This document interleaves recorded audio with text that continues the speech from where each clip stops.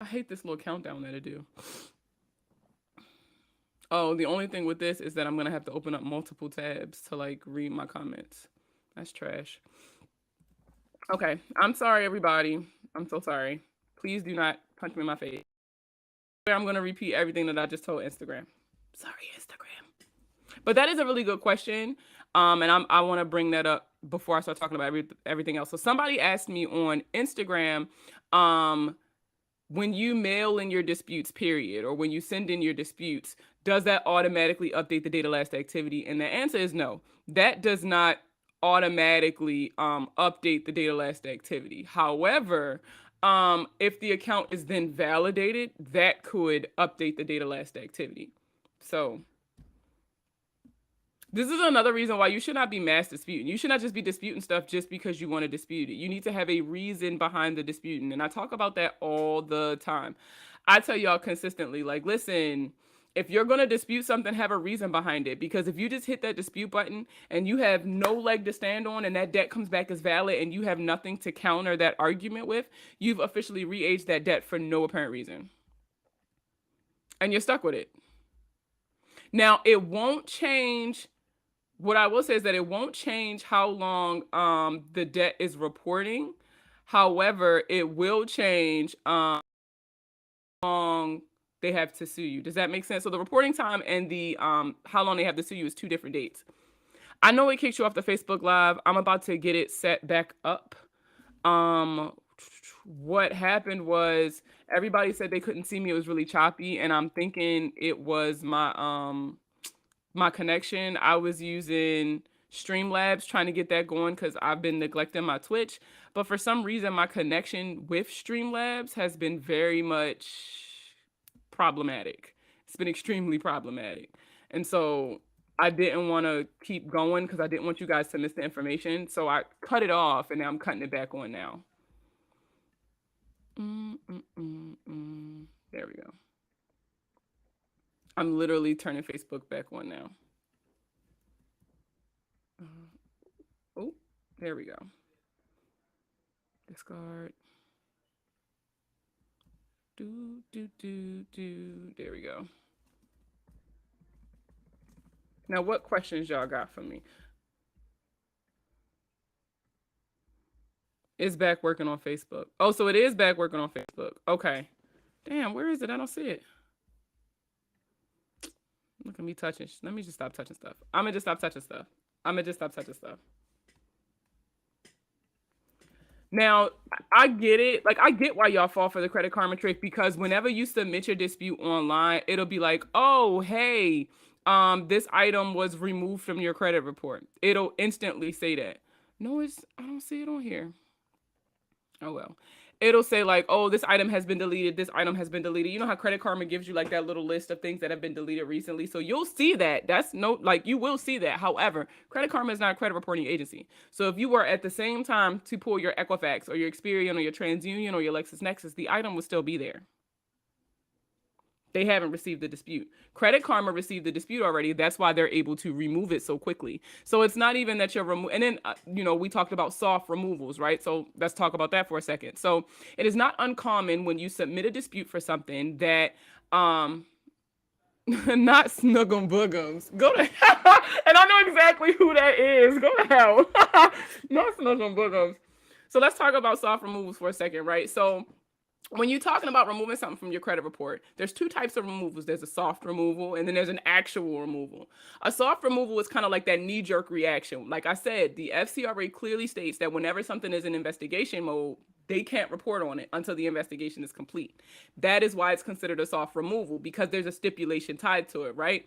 This item won't report as long as it's under investigation. Now, once the investigation is complete, that is why it repopulates. I really hope I'm making sense. Because that shit pissed me off. And y'all been tagging me in it literally all day. On a paid collection, how can it be removed? So, okay, let's talk about that, right? So, credit Q&A. There we go. Now I got Facebook going. Okay. Let's talk about removing paid collection. So, because you did not negotiate the pay to delete when you paid the account, it's likely that they're not going to remove it willingly because they have no incentive to do so. Um, and what I mean by they have no incentive to do so is that they don't, how do I say this? You already gave them money. There's no other way for me to say it. You already gave them the money. So if you already gave them the money, then you see where I'm going with that? Like, if you already gave them the money, then why would they remove it? They have nothing that compels them to remove it. Now, you can always ask. I always tell my clients, you never lose points for asking. However, just kind of know that when you do ask, they have a right to say no. And that's another thing I think a lot of people don't understand with disputing. Like, when you dispute, that does not give you the right to just have the account removed. It doesn't work like that. Hello. Don't be stomping in my room like a dinosaur. Can you get out and close my door? Thank you, boo. Close my door, please. Not my child coming in here stomping like a dinosaur. Anyway. Hey, you made me forget what I was saying. Thank you, Jay. Damn, hey, you made me forget what the hell I was saying. Oh, because you didn't negotiate the pay to delete prior to you submitting your payment, right? They have no incentive to remove it. Now, when you ask, you can ask really nicely, like, look, I paid it when y'all asked me. He came looking for food. Ain't no food in here, Chavez. I came looking for food. Stop. Y'all getting me all. I gotta stop reading these comments when I'm talking. So because they don't have a reason to do it, when you ask, they can say no, and you're going to have to eat that. Now, another way that you could try to get it removed, a paid collection, is by requesting a copy of your payment history. Request a copy of your payment history and then kind of comb through that information. If you can identify an error or an inaccuracy in the way that it's reporting, or if you just force them to validate the fact that this was, in fact, a late payment, that is another way that you can attempt to get it removed. Because if they can't prove that you were late, then you weren't late. If it's a credit card, and you can prove that they did not provide you your monthly statement 20 days or less from the payment date, right? So how the FCRA is worded, it specifically states that for credit cards specifically, they have to provide you with a monthly statement no less than 20 days from your pay date, right? Until your pay date. If you can prove that you did not get access to your monthly statement until like 19 or 18 or however many days before your payment due date, then they cannot report that month as late. If they cannot prove that they gave you access to your statement, then they have to update it to pay it as agreed. So you're kind of like forcing them to prove it. A lot of times paper falls to the wayside. People are human. They forget to annotate things. So you never know, what'll work for you and what don't. There's a million ways to skin a cat. But at the end of the day, when it comes to a paid collection, it is still their prerogative. If it's not an inaccuracy or something like that, they have the choice on whether or not they want to take it off. Even on an account, like let's, for example, another case of this would be with your Goodwill letters. For those of you who are trying to get late payments removed, that is also at the discretion of the creditor. If they can prove that you were late, then okay, look at me. I'm all over the place reading these comments. Huh? Repo was sold to another company and reports a $0 balance, that you have an agreement that is lower than the highest amount reported. Huh? Repo was sold to another company and reports a $0 balance. Tracking. Yet you have an agreement that is lower than the highest amount reported. So what I'm guessing is your high credit say one thing, but what you paid is something different. Your high credit never changes. Your high credit is always going to be what is the highest this account ever was. So if you settled for less than whatever it was that you owed, that has no bearing on the high credit. The high credit is still going to be the high credit. Does that make sense? I think that's what you're saying. I got to stop trying to read these comments while I'm trying to answer questions because I be getting tongue-tied. People swear by that Credit Karma hack, and I tell them all the time it don't work because it don't. Yes, I paid off 2 collections before I knew the dispute, before paying and settling. Have you ever had to tell a client that one can't be removed since it has been paid? So my brand of credit repair is a lot more transparent than other people's process. And so like what I'll do is I'll tell them what can happen and what can't happen. So like I'll be like, hey, this could possibly happen. hey, if you want to dispute this repo, this is what's going to happen. They're probably going to fucking sue you if they can prove that, if they got a promissory note. Now, if they don't have the promissory note, we can get it removed. But if you dispute and they have this promissory note, they're probably going to sue. It's going to reset the date of last activity. It's going to reset the statute of limitations, et cetera, et cetera. So, like, I give my clients all of their options, but they know upfront that there is no guarantee. I am very transparent about the fact that I cannot guarantee you that this item is going to come off, because I have no idea who's going to look at our dispute and be like, not enough information, or not a good enough reason, or I'm going to prove that question wrong, or that fact that you're trying to tell me wrong. You see what I'm saying? So I don't make any kind of guarantees. Honestly, it's illegal for a credit repair specialist to make certain guarantees, or to be like, I'm not even going to say that, because I know I'm about to piss off a couple of y'all credit repair specialists. Oh, I got to chill out. But the way that I'm transparent with my clients, if you're disappointed, that means you're not listening. Ciao. The things people say. I'm tracking, and thanks for the response. Keep bringing it. Yeah, no problem.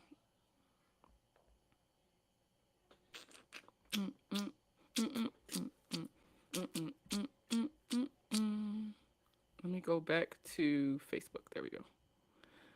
Hold on, late logging in. Does this information on late payments work for old or closed accounts? It depends on which method. So the goodwill letter will not work on a closed account that you're trying to get late payments removed from. She said, go ahead and say it. You piss me off all the time. But if you try to use the payment history, like if you try to fight it with the payment history, or like maybe an inaccuracy or something like that, that can be used for old or closed accounts. I'm about to start the process of buying a house. Should I pay my car off or wait until after the closing? That's a preference question. So it depends on what your timeline is. I always tell people within 6 months of you going to your lender, there should be no new activity on your credit. So if you're going to pay it off just to free up some of your cash flow for your debt to income ratio, that's understandable. But just know that should not be within your 6-month window of when you're going to go talk to a lender. Most people do wait till after closing because they want that account history to still be on their credit. Because remember, when you pay off a loan, any kind of loan, whether you pay it off, charge it off, whatever the case may be, whenever an account closes, you lose points on your credit report. It just happens. Like there's literally no way to fight that. So the only way to kind of get around that when you want to get a new car or when you want to pay your car off is by waiting until closing. So like they'll wait until after they close on the house and then we'll immediately go and buy a car. Because remember, when you make that first payment on your house and it reports to your credit, that is also going to bring your score down because you're introducing a new line of credit.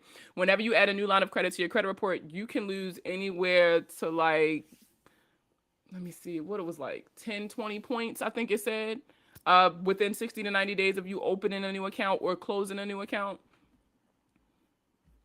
So that's definitely something you want to kind of keep in mind. Which site gives you the most accurate average length of credit history? My Experian and my Credit Karma are different. So I never go off of Credit Karma, mainly because Credit Karma is not a credit reporting agency. So the information that they're giving me is secondhand information. This is something that somebody told them, and they're kind of guessing. There's a lot of issues with Credit Karma, but that's just my personal opinion.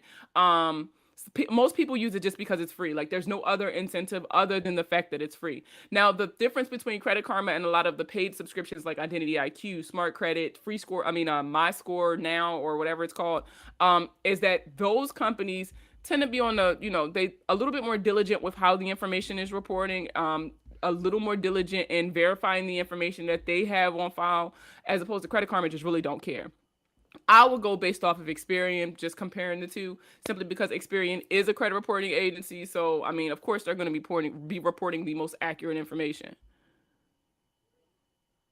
Surprisingly, the Credit Karma history is much shorter than Experian. I mean, it could be a multitude of things. You also got to understand, too, like, so your Experian, depending on what credit report you're looking at, right, it's likely... Okay, so also depends on your creditors, because remember, every creditor doesn't report to every credit bureau. So there are some creditors who only report to TransUnion and some who only report to Equifax. Now, if you're looking at the average credit overall, like, so if you're looking at your overall credit score and your overall average age of credit history, right, instead of your individuals, right, what you'll notice is that Credit Karma only has 2 credit bureaus. Experian, depending on what your subscription is, has access to all 3.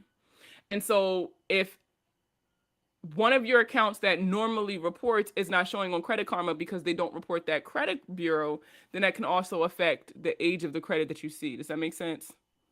I'm trying not to confuse you. How many points does a charge off in a bankruptcy hold on your report? I want to start building a home in a late phone with this TransUnion. Okay, so here's the thing about and this is not just bankruptcies and charge offs. There is no set amount that any type of action on your credit holds. Everything is relative. It's relative to what you already have reporting, what you're trying to add, what you're trying to take away, the age of your credit history, how many on-time payments you have. Like there's a lot that kind of goes into the scoring process, I guess you could call it. There's no like dedicated amount of points to a bankruptcy or a charge off or a collection. I had good enough credit for less than 3% on my mortgage, but as soon as I tried to turn on the electric, they wanted a deposit due to my credit. Sometimes it's not even just due to your credit when it comes to your utilities. There is a third-party agency that you can request a copy of your credit history from, and they generate their own kind of like consumer report, and it's based on a couple different things. It doesn't have a score, but they definitely use that to determine whether or not you're going to have to put down a deposit for utilities. And there's the same thing for like car insurance. So if you have high car insurance, you might want to look into pulling your Clue Auto report because yes, your credit plays a part, but they also look at how many claims have you filed in the last like 3 years. And that goes for every time you locked your keys out of your car, every time you've had your windshield replaced due to chips or cracks, et cetera, et cetera. Experian be fighting me. I tried typed handwritten letters, maybe need better fighting words. It's always about the fighting words. I know a lot of y'all be looking at these tricks like, well, if you handwrite your letters, that's gonna no. Because you're writing in the same language that eOscar scans. Now, don't get me wrong, there are some people who fall through the cracks, and maybe your handwriting is so unique that eOscar cannot scan your letter, and so it has to go to someone sooner. That does not mean that the result is going to necessarily be different than if eOscar scanned it. It's all about the words, right? All about the words. So we need to get a Clue report for electric. No, it's not called Clue Auto. If you're in the Facebook group, you'll see the third-party agency list. Let me see. Am I on the right computer to pull that up? Let me see. I sure am. I'm about to tell you the name. If you want to know like what the utility companies are saying about you, I can tell you right now. Utilities. Look up National Consumer Telecommunications and Utilities, or NCTUE Disclosure Report. Look that up. Google it. I wish I could show you guys the address and stuff that you could send a request to, but it's considered a credit reporting agency. I do got stop playing, Megan. Do I really got something in my damn teeth? Megan, you play too much, and I don't know, so I can't see. This is why I hate talking when you on the damn live, Megan. Cause now I don't know if I got something in my damn teeth. Oh, you make me sick. Y'all don't have friends. It's not worth it. It's not worth it. You make me sick. You make me so sick, girl. So that is who you'll contact when it comes to.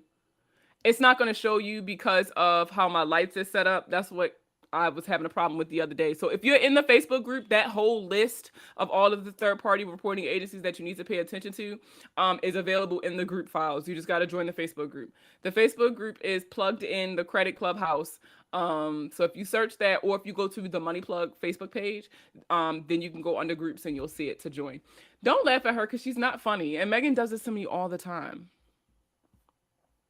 Where's YouTube? As long as I'm getting paid, I don't care about diversity and inclusion. What the hell does that have to do with anything that I'm saying? So I'm just going to go ahead and block you there, guy. Matter of fact, no, I'm going to let you stay.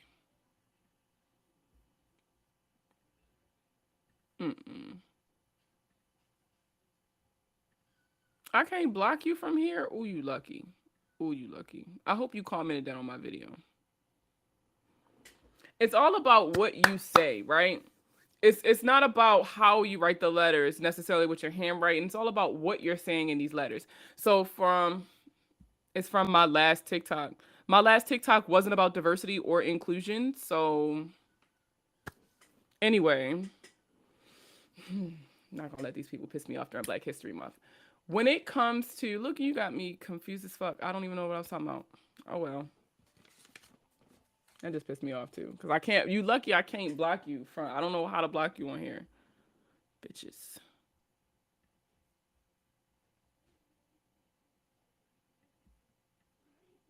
There we go. Nope, can't do it. Oh well. Third party. So with there are other third party reporting agencies that you guys gotta pay attention to. So for example, when it comes to your eviction, so if you want to see like what tenant screening companies are saying to you, one, you can do your research and find out what tenant screening service that particular apartment complex or townhouse use, and then you can request copies of your third party reporting agencies to try to dispute some of the information if you don't necessarily have like the best rental history. How do you charge cards?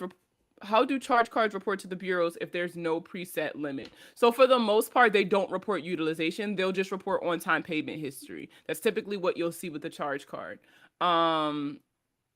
So if you need to, like, for example, I have someone who got an audit. I'm not sure if this was today or yesterday. My days are blending together.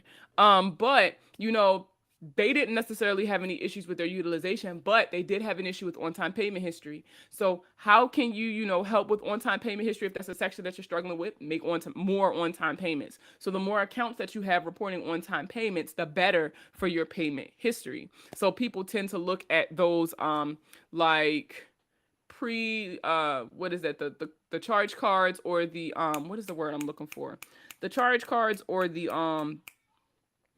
prepaid credit cards. That's what I'm talking about.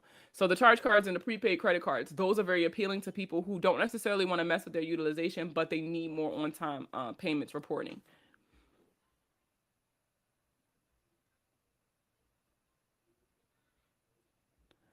I really want this guy off my freaking live? Like, and I cannot block him. You know what? Oh, my phone's right here. I don't know why I can't block him. It's very frustrating.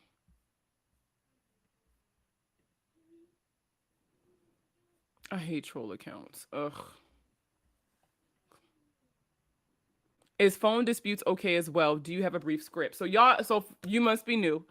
I hate disputing over the phone. And the reason why is because when you dispute over the phone, these people can say whatever the hell they want to you on the phone, right? They can say whatever they want because they control the recording. And if you don't live on a one party consent state, or you don't, ask them up front, like, hey, how do you feel about me recording this call? Then any recordings that you do make is inadmissible in court. And so when you do dispute over the phone and they tell you whatever it is they tell you to get money out of you or whatever the case may be, a lot of times they'll either trick you into validating the debt or trick you into making a payment and not removing the account. And now those are two things that we do not want, right? This is why I also say put everything in writing. Anything in writing on the official company letterhead is considered a legally binding document. And so whatever they put on there, whatever agreements they put on there, explanations they put on there, that is sent by a representative of the company. Meaning if it does get to the point where you guys have to go to court, you have everything that you need to kind of back your statements up. Or if you get to the point where you need to submit a CFPB dispute, you have more than enough evidence directly from the company to substantiate your claims. Does your credit score only update once a month? No, no. You can, as many times as you pay for your credit report, you can get a new score. However, a lot of the creditors that report to your credit report only update once a month. I tried clicking on his account to block him and it won't let me for some reason. I think it's because I'm on TikTok on my desktop. I don't have the app. I took the app off, but I'm on like in a browser and it's not letting me block him from this browser. Prepaid credit cards. What are examples of those? Cards like Extra, Chime is technically considered a prepaid credit card. Cards like that, where you have to put money on the card in order to have a spending limit. Those are considered prepaid credit cards. And a lot of people use those strictly so that they can generate some kind of on-time payment history. So that's super important for you guys to know. I'm on it. Let me switch to TikTok. Let's go, Megan. How can you get a bankruptcy removed? So the biggest thing about a bankruptcy that you have to understand is that it never technically goes away. You're just restricting their access to the bankruptcy. And what I mean by that is a bankruptcy is public knowledge. Like I can literally take your name and search it in Pacer and find your bankruptcy case. That's how public it is. And I don't even have to pay for it. I have to pay for the documents, not to see that you filed bankruptcy. And so what you're going to end up doing is you're going to essentially hide it from LexisNexis by opting out of LexisNexis and then requesting a copy of your credit report. Now, if you receive your credit report from LexisNexis and it has a copy of the bankruptcy on it, what you're going to do is you're going to dispute that, right? You're going to say, hey, there's other letters you're going to send, like there's other reports that you're also going to request. So like you're going to suppress your ARS. Now, what the hell is the name of that company? SageStream got bought out by LexisNexis, so you don't necessarily have to worry about them. But what you could do is pull your LexisNexis, your Innovis, and your CRC. And that's what it's called. Consumer. I'm about to pull it up right now. CoreLogic. I only say pull your CoreLogic because for a lot of you with bankruptcies, you tend to have rental debt. And that's going to get you hemmed up too. So honestly, pull all of your third-party reports, as many as you can, because wherever this bankruptcy is reporting, you want to restrict the credit bureau's access to it. So if you opt out of all of these reports and then you request copies, you're also going to end up sending a letter to the courthouse like, hey, excuse me, do y'all report to the credit bureaus directly? And this is for a future letter. You can say, hey, do y'all report to the credit bureaus directly? They're going to respond, no, the fuck we do not. We only, this is public knowledge. Anybody can request a copy of your bankruptcy because it's public knowledge. Now, by opting out of all of these third-party agencies, right, it makes it so that they do not have access to your information and they cannot provide your information to the credit bureaus. So by the bureaus telling you that they validate your information from LexisNexis, CoreLogic, SageStream, Innovis, and all these other companies, but they don't have access to them, and you've pulled those reports and you don't see that bankruptcy, then they're lying. And so that is why it's very important that you get the courthouse letter too, because they can easily be like, oh, we went to the courthouse. No, you didn't. You didn't, because they already said they don't talk to you. And it's not on LexisNexis neither. So I'm gonna need you to delete that. Delete all that shit. Literally. Now, I know it sounds super complicated, but it's not. I do have a bankruptcy removal kit on my website that you can use. But what I really want you to understand is that removing bankruptcies is not immediate. It's not a 30-day thing. It is a process. And you cannot move on to the next step until the previous step is complete. This is going to mean that you need to wait around for responses. A lot of y'all try to skip that part. Like y'all just send out all the letters at once instead of following the steps explicitly. And then it fucks it up and then you got to start all the way over. I got the letter from the courthouse, copy of my LexisNexis and courthouse paperwork showing that I didn't file bankruptcy. I think I was talking to you earlier in the week, wasn't I? Or shit, last week. My days are running together.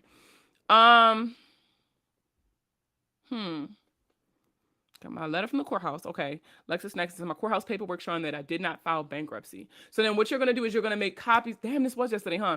You're going to make copies of all of this information, right? And you are going to send this to the credit bureaus. This is one of those times where exposing your hand is not going to do anything but benefit you.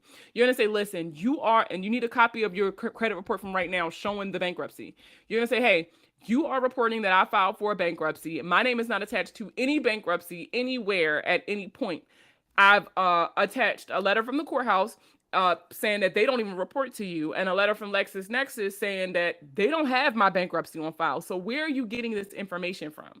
And if they cannot answer that question on where they're getting that information from, or if they just can't validate the bankruptcy in a line, they're going to have to remove it. And if you don't get the removal, that evidence that you have specifically is enough for a CFPB complaint and for it to go your way, because you literally did not file bankruptcy. I know Credit Karma isn't a reliable credit source. What about a bank or credit card score? That depends on what your goals are. So everybody always be like, what score is the most accurate? All of them are accurate, but it's all about what you're applying for. Credit cards look at one score. Car companies look at another score. Mortgage companies look at another score. So it all depends on what score you're looking at as far as it depends on what you're applying for. That's going to dictate what score you should look at. Excuse me. Do you have a video on how to pull your LexisNexis report? No, but I do have the link in my Facebook group. And we went over the link, I want to say yesterday. So I can't share my screen because I'm not using the same. Am I using Riverside? Hold on, let me see. I am using Riverside. Hold on, I can share my screen. Give me 2 seconds. I'll bring it up. Consumer.risk. Here we go. That's not it. Here it is. Here it is. Yep. I'm going to share my screen so that you can see it in Instagram. My bankruptcy package is on Facebook. No, it's on my website. So if you click the link in my Instagram bio, it's going to take you to my website, and where I have like DIY templates that you can download to fix your credit yourself. Okay, so if you are on TikTok or Facebook, then you should be able to see my screen right now. Let me go back and check. All right, yeah, you can. So this is the website to request a copy of your LexisNexis report. The website is consumer.risk.lexisnexis.com. That is the website you're going to go to pull a copy of your LexisNexis report. It's very important that you guys remember that. I'm gonna see if I can put this in the comments too. So consumer.risk.lexisnexis.com. There you go. That is the website to pull your LexisNexis report. Is it possible to sue for past violations creditors have made? I'm learning to do this now. For questions about if you have a valid case to take to court, definitely contact a consumer lawyer. They'll give you the best answer. Because I don't know. I guess it depends on how long ago it was. What can you do if a collection agent validates the medical debt? If the debt is valid, you got two options: pay it or don't pay it. That's literally the only options you have once it comes to a validated debt. Pay it or don't pay it.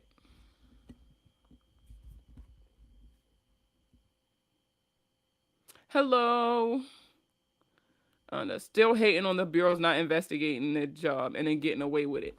Man, and it's so crazy because with the CFPB being backed up, like if you're the bureau that's responsible for enforcing the FCRA and you're not enforcing the FCRA, but you're telling everybody that they're violating the FCRA, then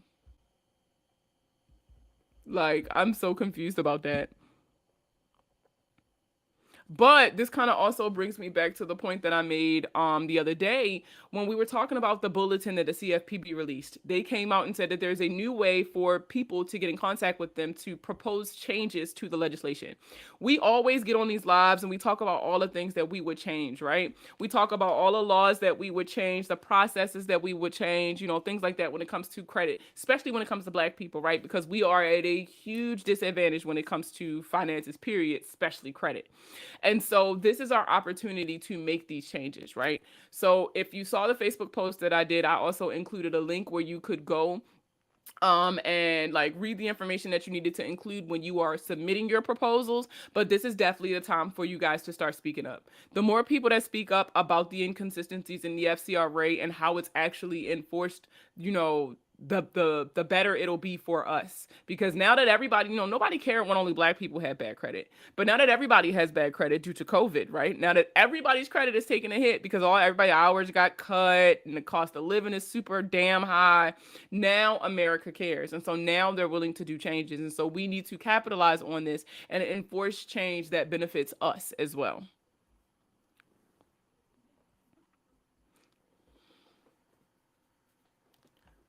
Ooh-wee.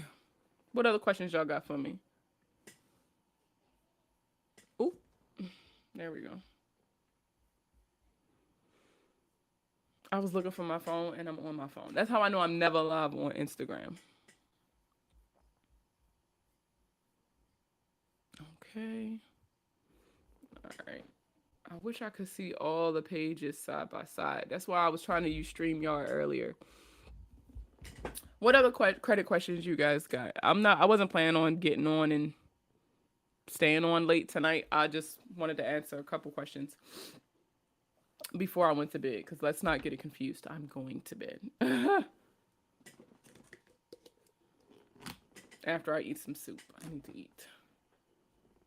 Shout out to Black TikTok. Did y'all see my unboxing video? I worked hard on it, right? I love my little merch. I got my little hoodie and my hat that I tried on. It's pretty. I really liked it. It was really cute. It was given. How long do I have to wait before I can refinance my car loan? That is also a preference question, right? So, considering getting a refinance, the most important thing is, has your score increased from what it was when you initially bought your vehicle? because that is going to be what changes your rate. What is your credit profile like now as opposed to what it was when you bought the car? Because if it's the same, you're going to get the same deals. If it's better, you'll get better deals. And if it's worse, you might as well not refinance. Does that make sense? Why did my credit drop after I bought my house? Whenever you add a new line of credit to your credit report, you always get a drop in your credit score. It's because you're introducing a new line of credit. And so you lose, I think it's anywhere, you can lose, it's a range of points. It's not necessarily specific. But you can lose a host of points just by adding a new credit card or a new loan, which is what a mortgage is.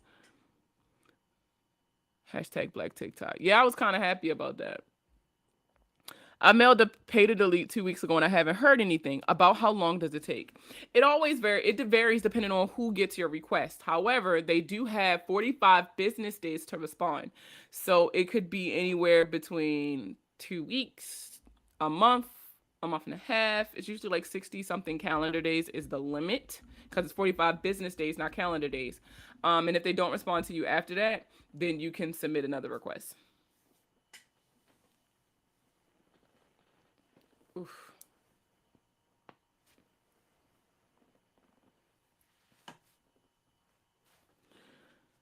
Oof. What do I have to do to increase it again? Um, to increase what again? I be answering a lot of questions. Oh, you the one that bought the house. So if you are looking to increase your score, the best thing you can do is just keep paying your stuff on time. Literally. The more you keep paying your stuff on time, managing your accounts properly, low credit utilization, that's very, very important. Low credit utilization, um, your score will go right back up. It's literally as simple as that. You just got to be patient. Time is another thing that a lot of people don't understand plays a part in credit building. Okay, when we sign up for your credit audit, is there anything we need to bring? Copies of your credit report. When you sign up for the credit audit, and you fill out the web form as well as schedule your appointment, you'll get emails that give you all the steps. So if you don't have credit monitoring and you're interested in it, you'll get a link for that.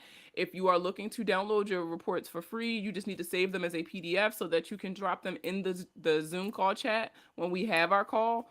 But that's literally all you need is copies of your credit report and to make sure you pay me.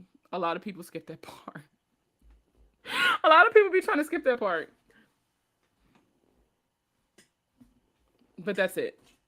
If you are not interested in credit monitoring for yourself, it is not a requirement for an audit. You laughing and I'm so serious. You'd be surprised, like, and I literally give you up until the appointment to make your payment too. Yeah, the fee. Like I give you up until the appointment to make your payment. And so like then I'll get the notification on my phone like such and such has logged into the Zoom meeting. I don't know why you logged in because you did not pay me, miss. You did not pay me for my time. So I can't give it to you. That's just kind of how that works.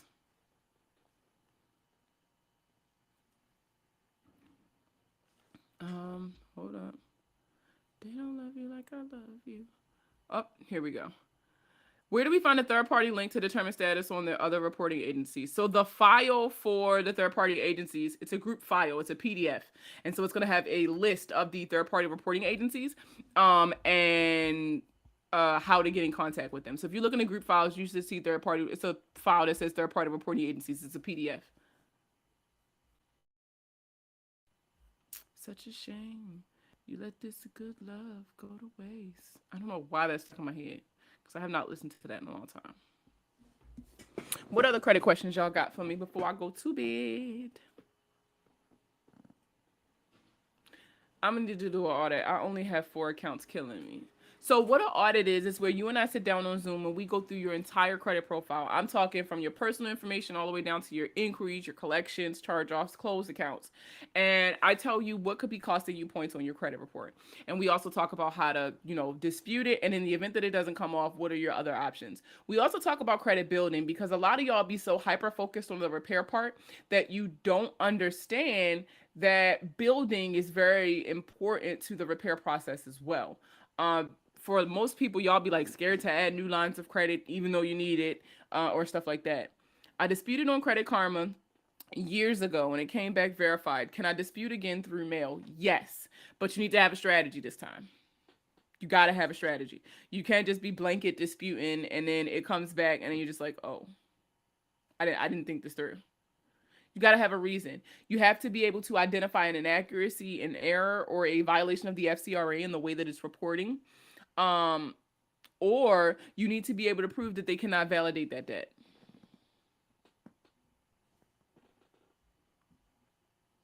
Don't be just disputing just because you want it off. That's not a good enough reason.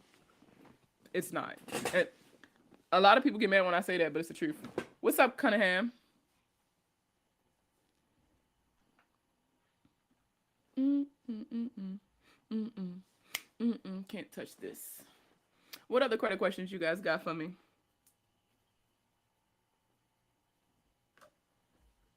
It's been over 7 years and a family member opened it. So, because another thing is a lot of people don't understand the whole 7 year thing. So, with 7 years, right? I mean, with the reporting time, it's based off of the date of first delinquency, not when the account was opened. So the date of first delinquency is the first late payment that led to a charge off. That is what is used to determine how long a debt can report on your credit report. If you make a payment at any point in time and you pay the account off or whatever the case may be, it is now updated to the date of last payment. And that's going to extend it another 7 years. That is the only thing that can reset the reporting time is a payment. Now, if a family member opened it and you never reported it as fraudulent, or that you've been a victim of identity theft, then they're gonna look at you like you're crazy.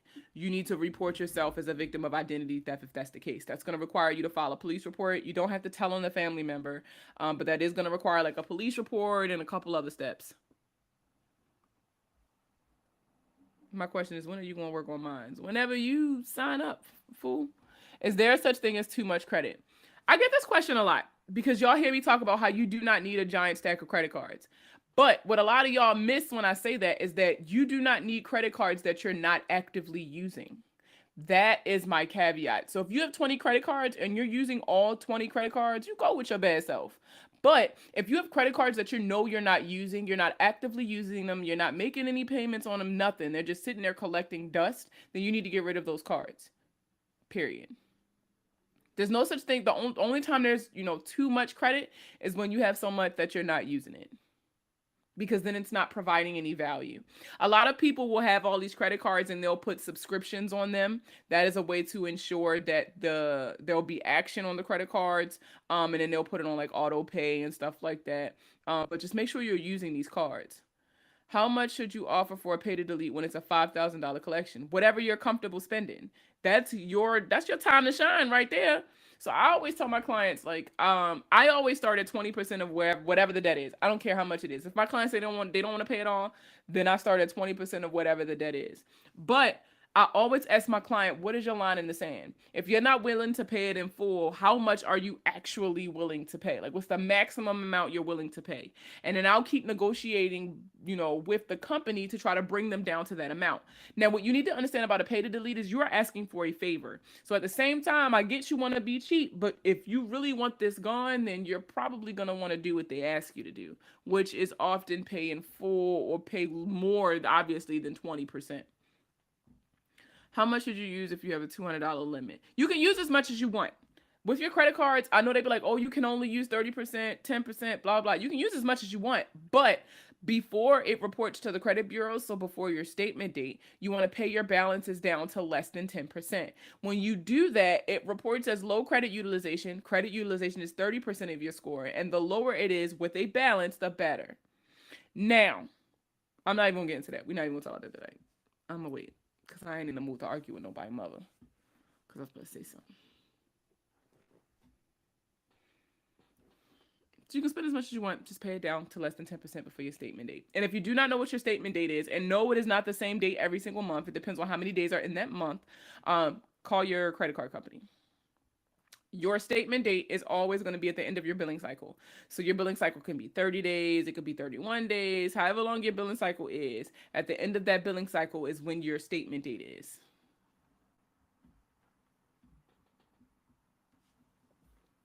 Let's look at Facebook. No questions.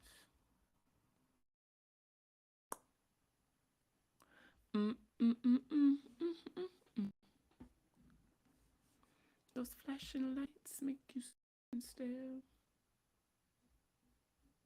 They've already sent me paperwork offering a settlement of 60%, but that's not a deletion. So if you're willing to settle for that 60%, then you just counter offer saying, hey, I'm willing to pay whatever it is they're telling you to pay. However, does this include the item being removed from my credit report? That's what you'll say. And remember, a pay to delete only works with collections. That does not work for charge-offs.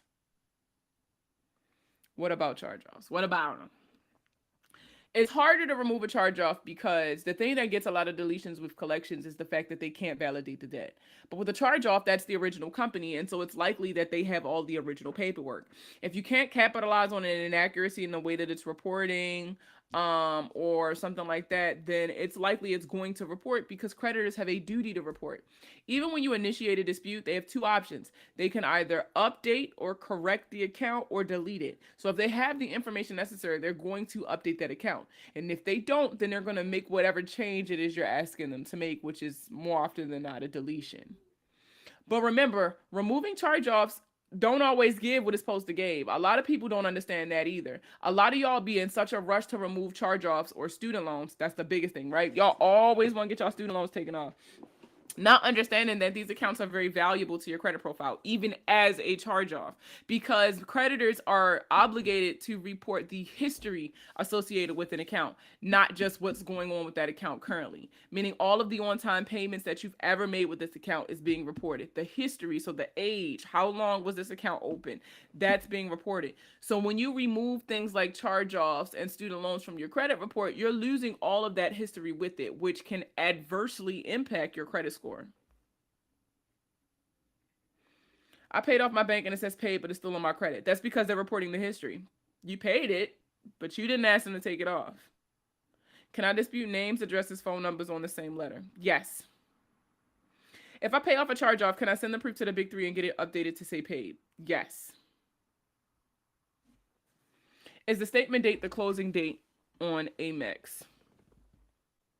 Yes, because that's when your billing cycle closes, right? Yeah. Shouldn't have been so long since I logged Amex. I just log in and pay it.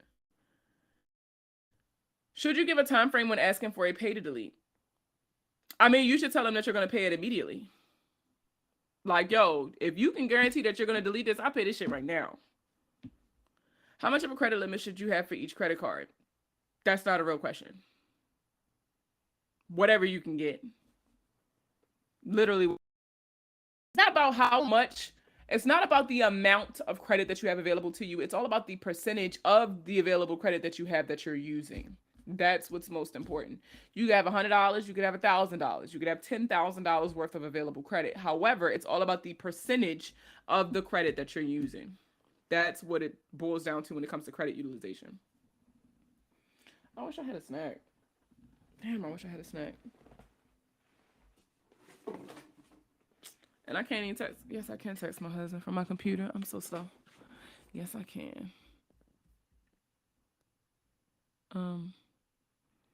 Apologies. How long will it take them to delete it from your 3 reports? They tell you give them 30 to 45 days, just because of the mail or whatever it is. So give them about 45 business days. I don't want a banana.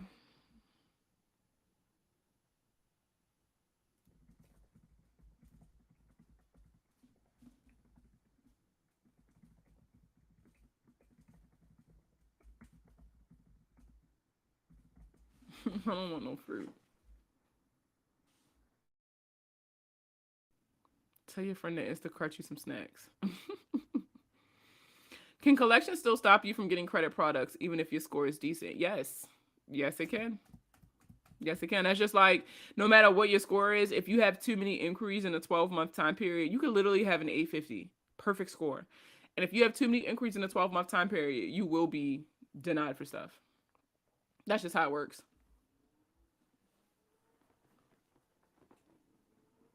I'm not going to tell nobody to Instacart me nothing when I got a whole husband in the other room and he best to get his ass up if we don't got nothing to eat on in here. Oh, then again, he probably playing the game. I should text my daughter.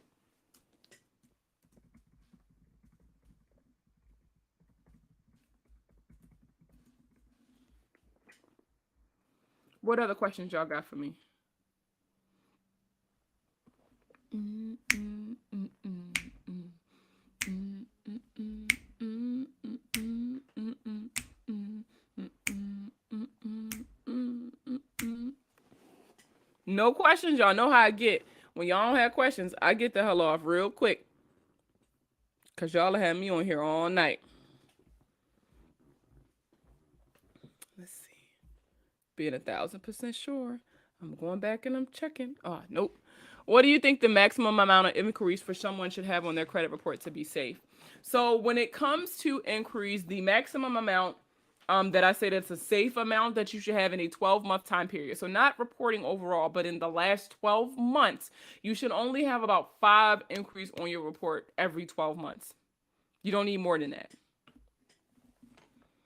I received a new report. Oh, is it good to ask for a credit limit increase every 6 months? If your credit score and report can support that. Does that make sense? So when you're asking for a credit limit increase, it's just like refinancing, right? You need to make sure that your credit profile as a whole, so the score, the report, all of that, is in better shape than it was when you got the account. And as long as you can show that consistent growth and that you are trustworthy and that you establish a good relationship with them, there's no reason you won't get it. I received a new report today showing they have corrected my names, addresses, and phone numbers. Yay! I'm considering a balance transfer. What credit card do you recommend? I hate when y'all ask me what credit cards do I recommend. And the reason why is because my lifestyle is different than your lifestyle. So there's a lot of things that you got to take into consideration whenever you're adding a new line of credit to your profile, especially because with credit cards, those are long term, right? Especially because you're doing a balance transfer. This is considered long term. So there's a lot of things you got to take into account. Number one, your lifestyle. So even after you pay off this balance transfer, what are you going to be using this card for most? Things like the interest rate. What kind of benefits? What kind of perks do they have? Is it cash back? Is it rewards? Is it miles? Are you going to actively use this card after you finish paying off the balance transfer? What bank do you want to build a relationship with or establish a relationship with if you have not already established a relationship with a particular bank that you're interested in? A lot goes into the decision of credit card selection or should go into the decision of credit card selection. And so I really hate when y'all ask me because my goals and my plans and stuff like that don't necessarily align with y'all's. So the cards that I like might not be cards that y'all like.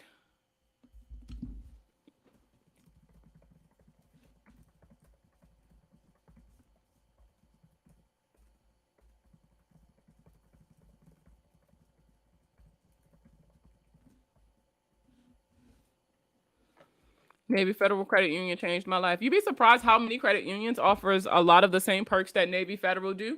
So if you are not military affiliated in any way or working for the Department of Defense or something like that, there's no need to commit fraud to get an account. You can always just look at your local credit union. So if you go check out your local credit union, then they offer a lot of the same perks that Navy Federal do. It's just that Navy Federal is very good with service members. If you are a service member, I always suggest that you have some kind of military affiliated banking institution in your back pocket because they tend to give you a little bit more leeway than these other banks. Just a suggestion. Mm-mm-mm-mm. Mm-mm. Mm-mm.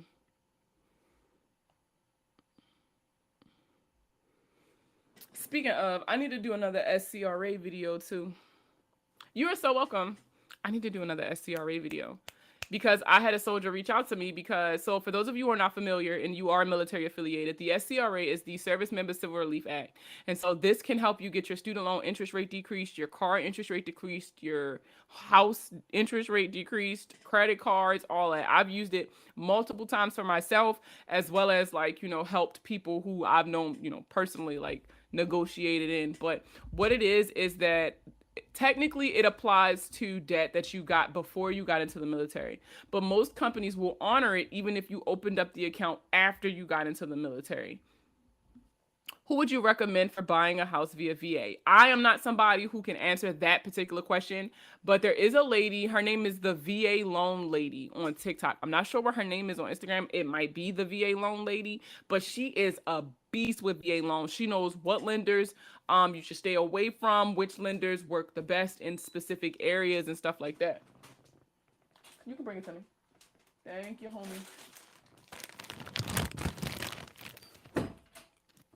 I got my snack.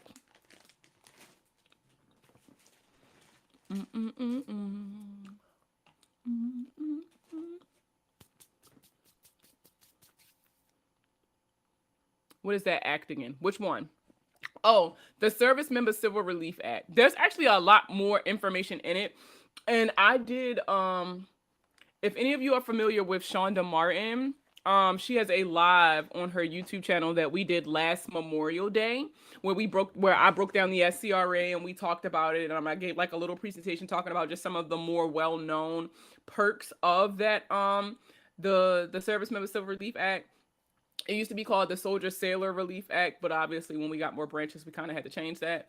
So definitely check that video out, but I'll also be doing another one soon. I definitely think it's time to do one soon.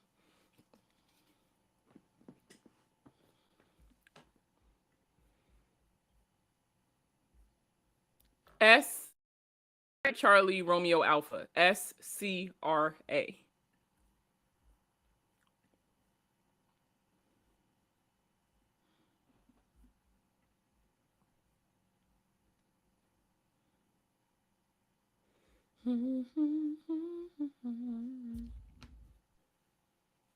So there's a lot of like little laws and stuff, whether you're hiring somebody to fix your credit for you or you're doing it yourself. Y'all know I am a huge advocate for knowing the laws. And the reason why is because that helps you know what's going to happen next. It prevents you from being tricked by like this credit karma, credit hack that everybody is falling for. And I remember we were having problems when I first got on live. So if you didn't see the YouTube video, I mean, if it's not on this particular recording, it's probably on the last one. So I'll go ahead and repeat it. But the initial point of the live was to talk about the credit karma credit hack that everybody is seeing being passed around TikTok. I just posted a video on it on Instagram Reels as well as on TikTok. So you guys feel more than welcome to share it, start up a dialogue about it in the comments. But the Credit Karma hack is where people log on to Credit Karma and they enter disputes for all of these items, and the items appear as if they have been immediately removed. And so what really happens the majority of the time is that these are considered soft removals, number one.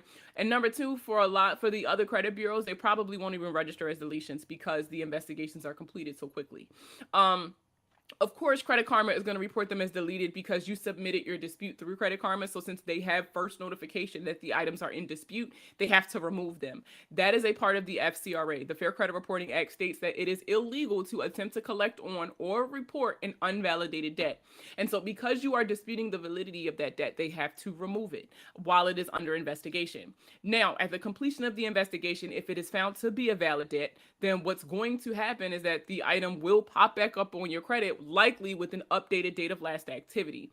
Now, the date of last activity is used to determine the statute of limitations. So depending on what state you lived in when you signed the contract for this debt, that is going to determine whether or not when that date of last activity updates, if the statute of limitations is going to update as well. That is something you guys need to know. That Credit Karma hack is not a hack to help you. That shit is going to hurt your credit even more than it already has. I can't tell if somebody put a new comment or not. I don't know what is going on with TikTok today, but now my chat disappeared. So there's that. Let me see if I can see this. Oh, and I cannot. Oh, I'm gonna give it a minute before I get irritated. What other credit questions y'all guys got for me? Because y'all know my rule.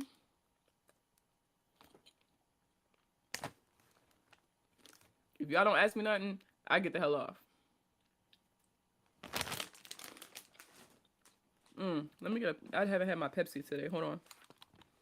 It's a good idea.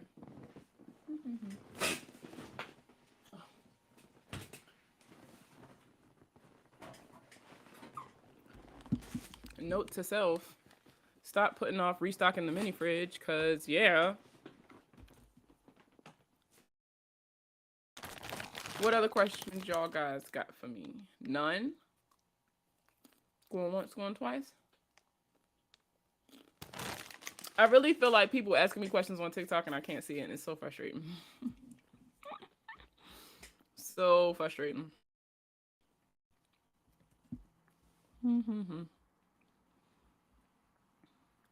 When will I be back on? Oh, here it is. I see more questions now. I don't know why it's not. I apologize, guys. I don't know why it's not showing me on here. Why is it that Experian has a better score than TransUnion? Because they're separate companies. So what one company reports does not affect another company. And plus, not all companies report to all bureaus. That's another reason why your scores will differentiate. So, what you see on Experian might not be the same thing that you see on Equifax, might not be the same thing that you see on TransUnion, because these companies do not have to report to all three bureaus. Plus, each company calculates your score just a tad bit differently, because remember, this is not like a government ran agency. These are private businesses. So in order to stay competitive, they have to tweak the algorithm a little bit to give you a different score to stay competitive. Should I freeze NCTUE? Oh, before I answer that. So if you are applying for something soon and you're trying to figure out like, okay, which score should I be worried about the most? The biggest thing is to do your research and see what score does that company check. That's something that you can Google. Like, what credit score does the Apple Card check? Or what credit score does the Navy Federal rewards card, or whatever it's called? I can't remember the name of the damn card. So you can search that, and that's going to tell you exactly what score the company looks at.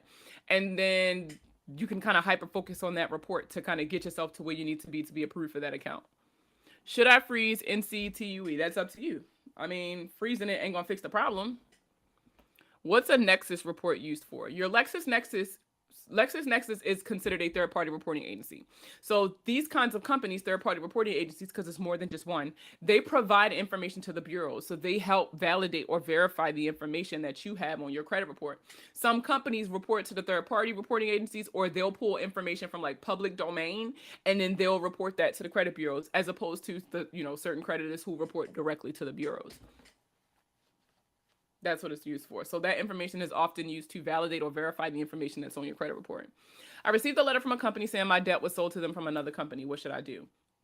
Do a debt validation. See if they were given enough information to legally collect on this debt or report this debt. If not, then what's going to end up happening is they're going to be like, you know what, my bad. It's going to fall off your credit report, and then they're going to sell it to somebody else. And it's going to keep exchanging hands until the debt is expired or taken care of. But I mean, that's an option that you had. What other questions y'all got for me? It's not on my credit report. Okay, so the reason that it's not on your credit report could be one of two things. One, it could be that it's past the reporting time, or two, it could be that they just purchased the debt and you are it could be that they just purchased the debt and you are in your dunning period, which means you have 30 days from the date on the letter that they sent to you to dispute it before they decide to go ahead and report it. CEC and ARS holds bankruptcies. It's a lot more. It's LexisNexis, ARS, SageStream, but I know they were just bought out by LexisNexis. A lot of people say that they freeze their Innovis and stuff like that.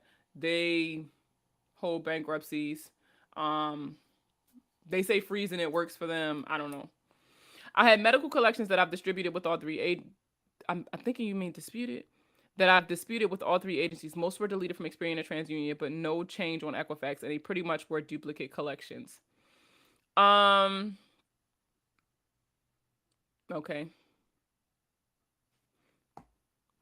Just because one credit bureau does something doesn't mean another credit bureau has to. That doesn't affect anything. The thing about that people don't understand about bankruptcies is does not stay on your credit for 7 years. If it's a Chapter 7 bankruptcy, it stays on your credit for 10 years. If it's a Chapter 13 bankruptcy, it stays for 7 years after the bankruptcy has been discharged. Is there a letter to use to send to the Big Three to update my charge off to paid? No. Unless you can identify some kind of proof that it's reporting inaccurately, no. It's going to continue to, it's going to say paid, but it's going to be a paid charge off. The only person who can change that is the creditor. Which works best? Get a loan to pay off your bills or work one bill at a time? That is a personal preference question that you're going to have to ask yourself, because only you know your finances, right? So only you know what you could handle.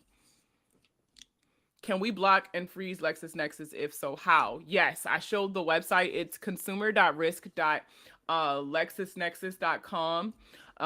And you can go there and you can opt out of LexisNexis. But here's the thing. Everybody thinks that that's just going to solve the problem, right? Number one, there's more than one credit reporting agency third-party reporting agency out there. And number two, Sometimes it's and you could mess it up for yourself in the future. So like if you freeze in all these if you freeze your credit reports, all of your credit reports, right? You freeze all your credit reports. They may make you unfreeze them to apply for things. And when it's unfrozen, guess what's gonna happen? That same information is gonna repopulate. Freezing it doesn't do anything.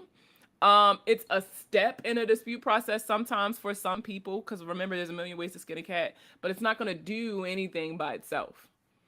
Can you get sued for not paying off credit debt that was sold to a collection agency? Yes, you can. Yes, you can, and you likely will be. If they charge it off, we shouldn't pay it, right? Because they already got credit for it. No. And I hate that that lie goes around on social media. If your account is charged off, you still owe that money, and they can still take you to court for it. And if you don't show up, they will be granted something known as an order of default, meaning they will get it by default, and a wage garnishment will be entered against you. You still owe that money, no matter if it's charged off, no matter if it's sold to a collection company, none of that. You still owe that money, and so I suggest that you pay. My oldest account on my report is 11 years old, but my credit age is 3 years. Why is that? Because it's the average age of your accounts. So it looks at all of the ages of your accounts and it finds the mean, the average. So if you're not opening up new accounts often, then that can affect, because remember, when it comes to loans have a shelf life. Once your loan is paid off, it's only going to report for 7 years and then it falls off. And then that's going to affect the age of your credit history because that account has now fallen off. So even though you have these credit cards and these credit cards are on your credit and it's looking nice and it's looking cute, you still have to consistently add loans, right? I tell people all the time to get a self account. I do self every year and just have it reporting every year. If you do self like that, you'll always have a loan populating on your credit report, and that's good for your credit history as well. Can a company sue for a debt after 7 years? Yes, depending on what state you live in. How long a company has to sue you is not tied to a reporting time. It's tied to the date of last activity, and it's dependent on the state that you lived in. For example, if you lived in Rhode Island and you bought a car, and then you moved to New York and the car was repossessed, the statute of limitations for the state of Rhode Island would apply to your debt. Now, let's say you bought the car in 2012, the repossession happened in 2014, and you disputed it in 2016, maybe, I don't know. You disputed it in 2016 and it came back as a valid debt. You have now effectively re-aged that debt. So the statute of limitations is now reset. And so now you have 10 more years that you can be sued, even though that debt will only report on your credit for 7 years. It's very important that you guys understand that.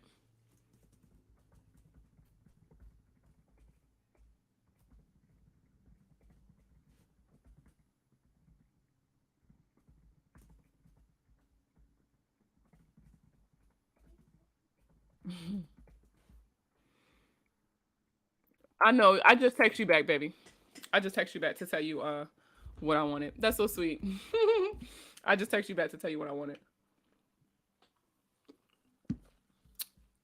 All right, let's see what other questions I got. None over here. I don't know what's going on with this page. What's the best way to get your credit report from CRC and ARS? Ask for it. Literally, you can send a letter. If you have the address for these companies, these third-party reporting agencies, you can literally just send a letter saying, I would like a copy of my credit report, please. And just make sure you include 2 copies of identification so that they know who they're talking to and that they can verify your identity, and they'll send it to you. Because of the Fair and Accurate Credit Transactions Act, the FACT Act, or FACTA, as it's often known, you are obligated, like you are owed 1 free credit report a year from each credit reporting agency. And third-party reporting agencies do count as credit reporting agencies. So you can get 1 free credit report from them a year.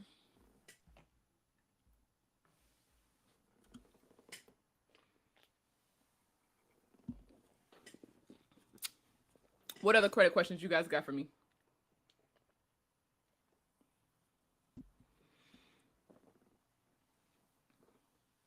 How often should you apply for credit? Just got an Apple Card, but I want an Amex. When you make that first payment on your Apple Card, it's going to report on your credit and you're going to lose points. So if you want another Amex right now, I suggest you apply before your credit score takes a hit. A lot of people, when they're adding accounts to their profile, they'll tend to apply close together before the accounts start reporting, because they know as soon as these accounts hit their credit, their score is going to go down, which is normal. It'll go back up. It's normal. But just know that happens. A lot of people buy a house and be shocked. Like, oh my God, my score went down.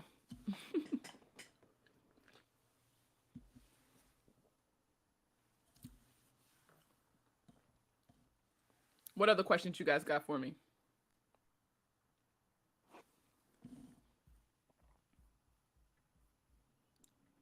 Let's see. And for those of you who are new here, welcome. My name is Markia. I'm known on social media as the Money Plug.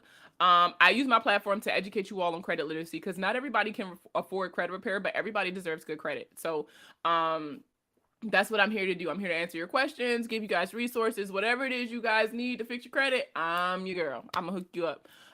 If you got here late and you missed the beginning of the live, it is recorded and saved on YouTube, as well as Facebook, so you can always go and check it out there. Um, because obviously TikTok won't let me save it, and for some reason, I'm gonna be honest with y'all, Instagram be playing with me too. I think because I just be live for too long, and they just don't let me save it for some reason sometimes. So and you see it on Instagram, that's why, but you can always go on YouTube and check it out.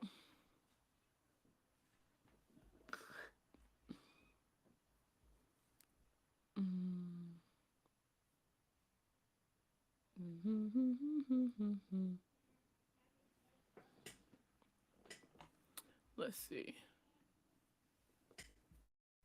Um what other credit questions y'all got for me? Can I remove a collection if it's paid off? So you when you have a paid collection, the first thing that you have to understand is that there is no incentive for them to remove it anymore because you've already given them what they wanted and that's your money. Now, you can always ask, I tell my clients, you never lose points for asking questions. Like, yo, can you do me this off for me? Now, they decide to, that's their prerogative.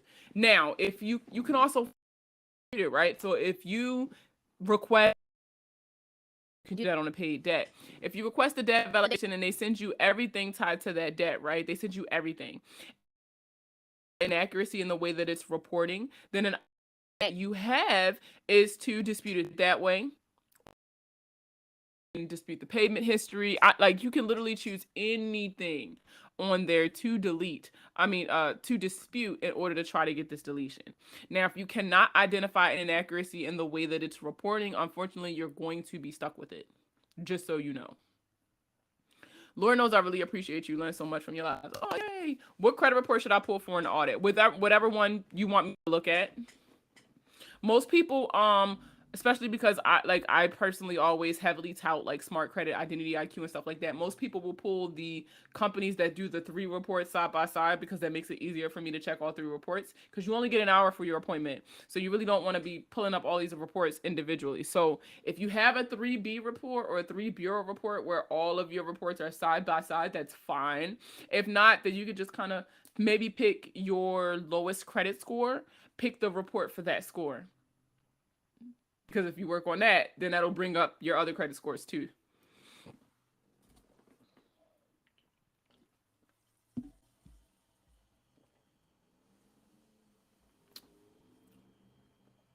Look for the bare necessities, the simple bare necessities. I don't know why that's stuck in my head right now.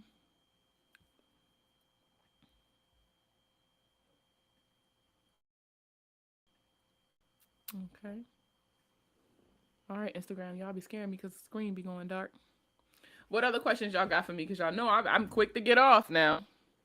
Which companies do the 3B again? Smart Credit, Identity IQ, My Score Now, I think it's called, is the last one. Those are the 3. My no, that's it. Those are the 3. Because the other one doesn't do a 3B report. Thank you for your answers. You're so welcome.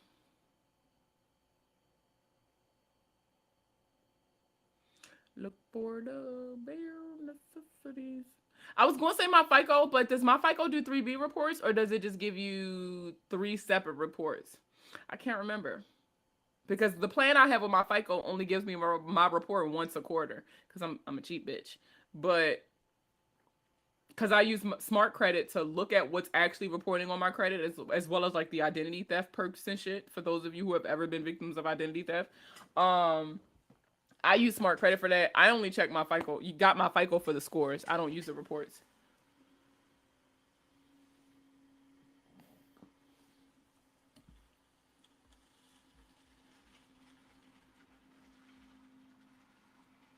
Ain't nothing wrong being cheap. Oh, will your credit score go up if they agree to delete? Yes. Now, when it comes to collections, right? The reason why people be telling you like, oh, don't pay collections because you don't get points back, and they're right about that. When you flat out just pay a collection, you don't get points back for that.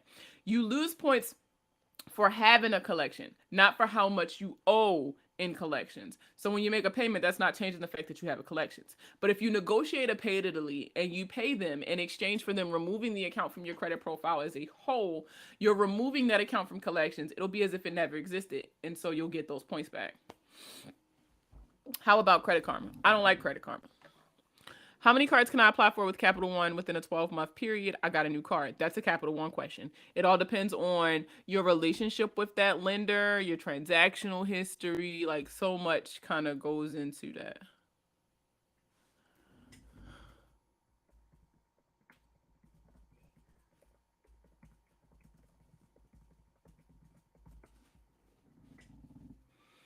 But they keep sending me a good offer. Don't just because they're sending you an offer don't mean you gotta answer it. I tell people all the time, stop getting cards just because they say you can. They say you can go out and do crack. Don't mean you should go out and do it. If you have no use for this card, don't do it.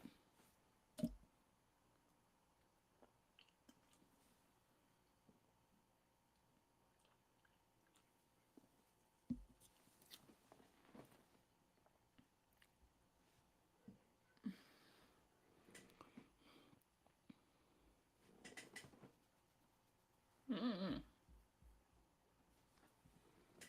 I don't think it's CRC. I don't think it's CRC. It's CIC. It's CIC, not CRC. It's like consumer. What? Let me tell you what it stands for. CIC is what I was trying to say. My tongue tied ass. Um, it's a bunch of reports that you should want to check. Like I said, if you're in the Facebook group, you can download the third party reporting agency list that I got from. I use this myself. CIC is that's what it stands for. CIC.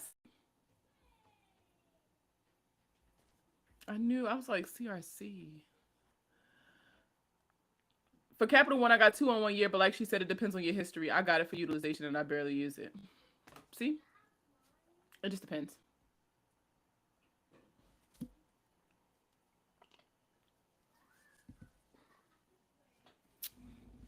What other questions y'all got for me?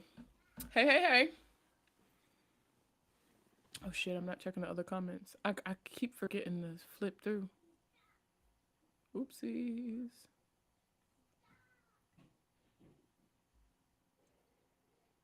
Oh. Oh, excuse the hell out of me. I guess I'm not live on Facebook no more. Why hasn't my FICO score changed in over 3 months after some accounts have been deleted? Depends on your subscription with my FICO. Do you have a subscription where it's updated every month, or do you have the one where it's updated every 3 months? Also, you also have to give them time to report, right? So because of COVID, they have 45 business days to like respond to any requests, to include requests to update your account, which means they have around 60 something calendar days to get this done, which kind of almost hits 3 months. So that's about right.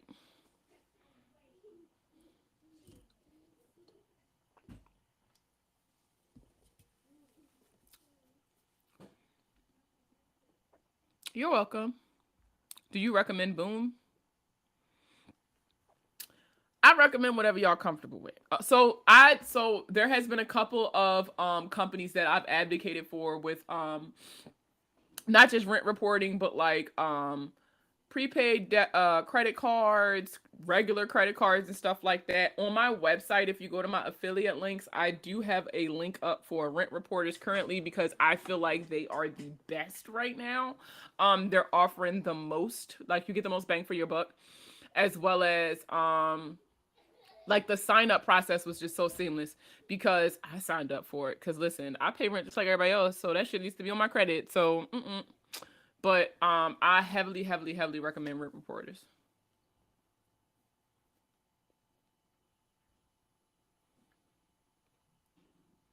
That's not to say that Boom is a bad company. Let's start there. Always do what you're comfortable with. So if you want something else, then go with Boom. Me personally, I and that's another thing. This goes back to the credit card situation. What works for me doesn't work for everybody. So even though I like rent reporters, it might not work for you. It also depends on how you pay your rent as well, because with Boom, you would have to pay your rent. You would have to give them Plaid access to your bank account, right? In order for them to validate or verify your on-time monthly payment to the rental company or whatever the case may be. Some people weren't comfortable with that, with everything that was going on with Plaid, which is why I started looking into an alternative. And that was how I came across rent reporters.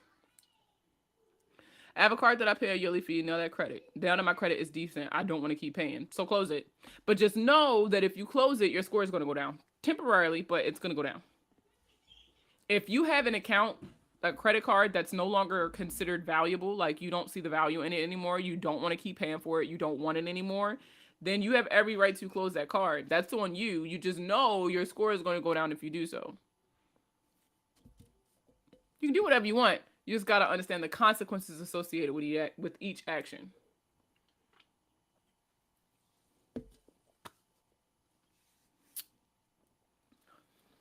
What other questions y'all got for me?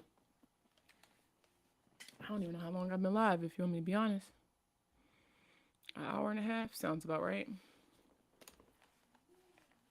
If you are new here, well, is it a dramatic drop? For how long? It all depends on your credit profile.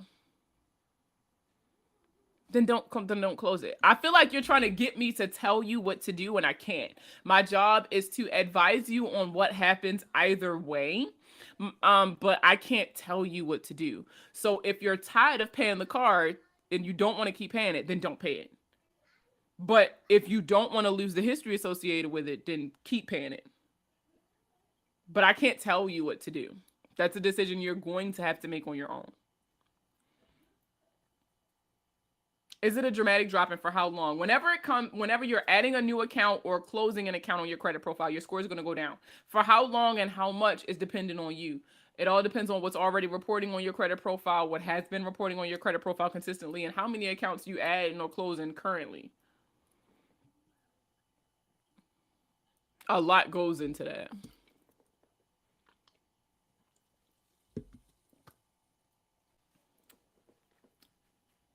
What other credit questions y'all got for me? Y'all slowing down. Y'all know I get off with the quickness. And I'm talking so quick. Do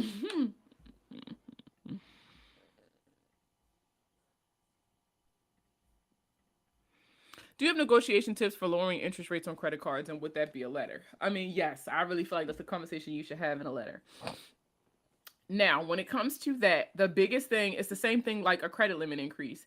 The thing is, you want to make sure that your credit profile overall, so that means your score and everything that's reporting on your consumer report and stuff like that, you want to make sure it's in a better place than what it was when you initially got the card. And then you just send in a request. You don't lose points for asking, so it doesn't matter how many times you ask. Go for it. If you missed everything, listen. So for those of you who are watching on I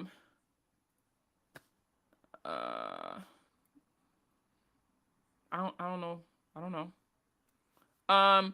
If you got in here late and you're missing a lot of the information, even though I'm live on TikTok right now, it's also streaming live on YouTube. So as soon as I end the live, you'll be able to go back and watch the entire playback on YouTube, as well as Facebook cut off a little early, so whatever for that. But it's also available on YouTube. And if you're in the Facebook group, I'll post the YouTube link into the Facebook group, since the Facebook cut off early and I had no clue.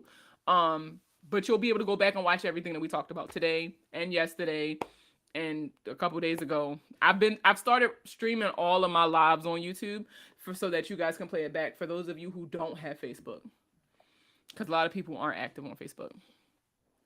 I don't know. I've never watched ARS's videos, so I can't confirm or deny that.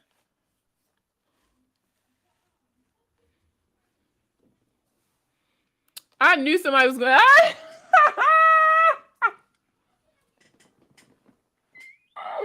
I knew by the end of the day, Somebody was gonna come for my accent because that shit happened yesterday too. They wanted me to say what yesterday's date was so bad, and I refused to say it. I was blocking people on my phone. Like, I sincerely blocked people on my phone and muted people on Facebook so that they couldn't ask me and they couldn't call me. I was not playing with y'all yesterday. I was not playing with y'all yesterday.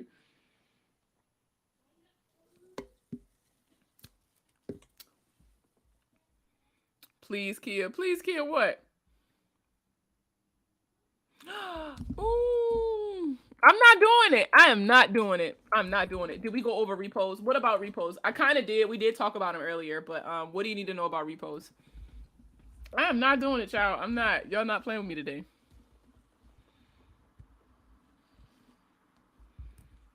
The proper process to have them removed.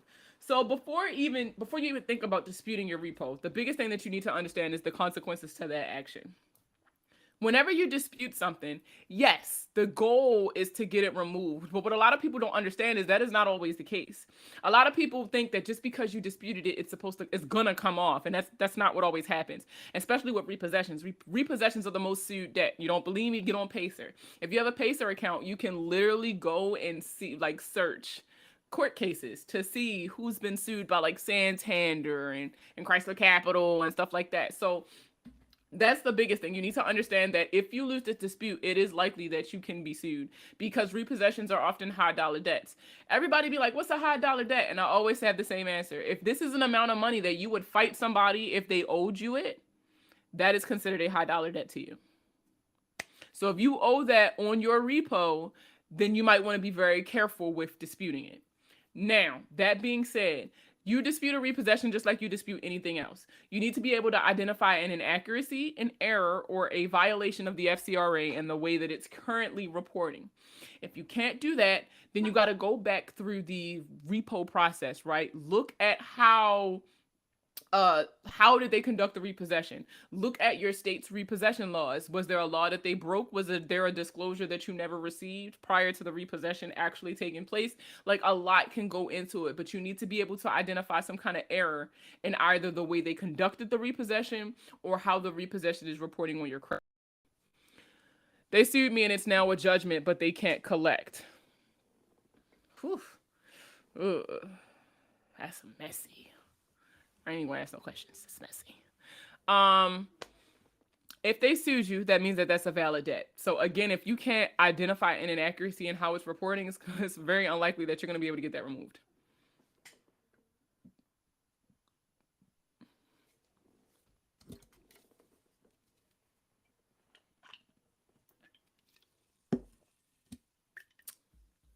How long have I been live?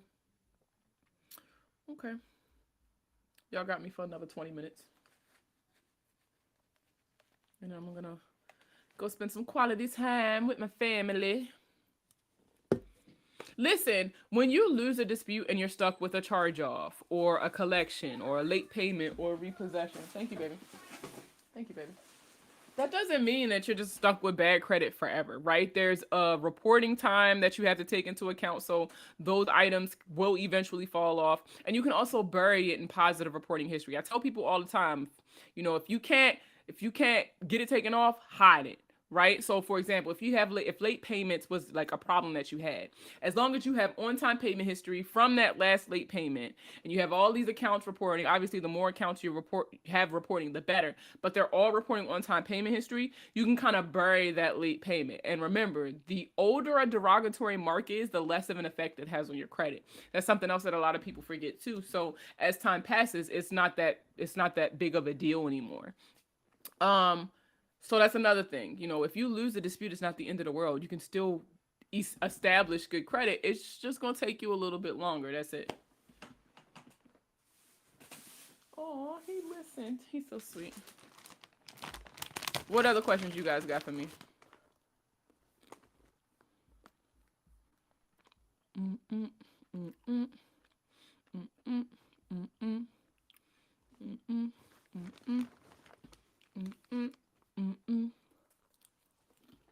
That's it.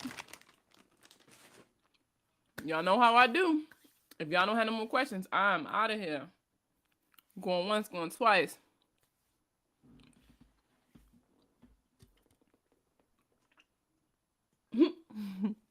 Somebody said, wait.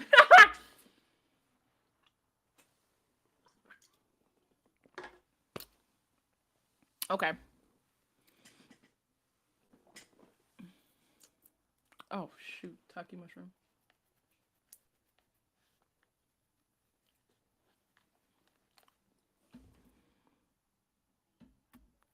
What question you got for me?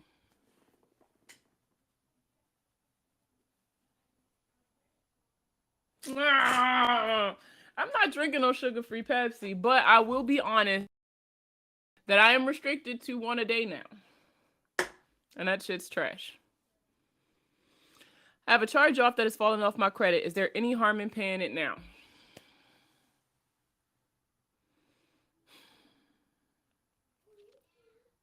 Technically, yes. But it depends on the company, right? So if the company decides to freaking update how it reports, then yeah, because technically you're resetting the reporting time because it now went from the date of first delinquency to the date of last payment. So it really depends on the company. It really just depends on the company. Now, I've seen it where people will pay it after it's fallen off, after it's fallen off their credit and it never repopulates. So I'm not saying that that's not a thing. I'm just saying that technically it could reset that. I'm thinking about paying up Bank of America because I may want an account with them in the future. I definitely get that. I definitely understand that. And if that's the case, I will go ahead and pay it, regardless of the consequence, because you want to maintain that relationship with the bank. My car note was late a few times. I'm just going to have to book an audit with you to figure it out. Okay, I'll be here. Sugar-free is not bad. That's all I drink. Try one for the fam. Y'all be trying to guilt me. Y'all be trying to guilt me into like sugar-free and Coke Zero and all that shit. I'm not. I work hard, goddammit. I deserve a real Pepsi. No, I hear y'all for real.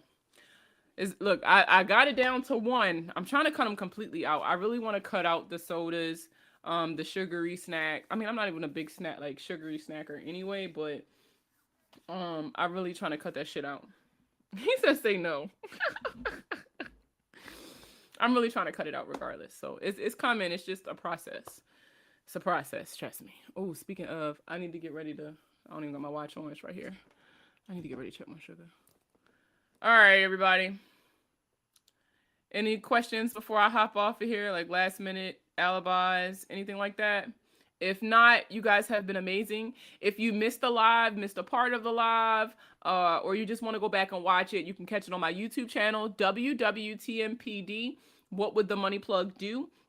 You can also catch it, most of it, on Facebook. If you are active on Facebook, make sure you give my page a like. Just search the money plug and you'll see me and my locks. I also have a podcast. The new episodes will be going back to every it's supposed to be every Tuesday, but I think I'm moving it to every Thursday. So the one new episode will be up tomorrow. So there'll be a new episode up every Thursday starting tomorrow. I know I took a break because you guys know I had a lot of stuff going on, but if you guys got any questions, you can always email me. That is the quickest way to get a response from me. Not saying it's gonna happen in 5 minutes, but that is the quickest way to get a response from me. My email address is Markia B, so MARKIA and the letter B at themoneyplug.co. If you are interested in booking a credit audit or you want to know more information about services, you can always go to my website. If you're on Instagram or TikTok, you can just click the link in my bio. If you're watching on YouTube, you can go to www.themoneyplug.co to see any more information about me. How tough is NFCU to get a new card? They closed my account, but I'm still paying on it, and I want another one. They're not really a second chance lender, but if you at least pay it off, they'll be able to work with you as time passes. It's not like an immediate thing. But you guys have a good night. Thank you guys so much for the support. It always, always, always means so much to me. Live every day like it's your last, but pay your bills and wear condoms just in case it's not. And I will see everybody later on in the week.